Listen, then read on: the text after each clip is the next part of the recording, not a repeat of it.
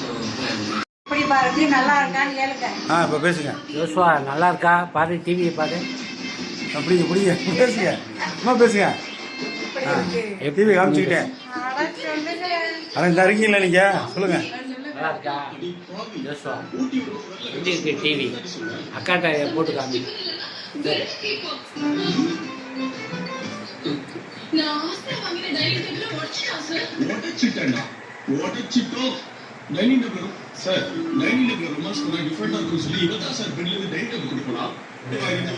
அப்படிங்க பேசுங்க, மைண்டை பேசுங்க, அப்புறம் அனுப்புவான். ஹலோ, பேசுங்க. நல்லாப்பா.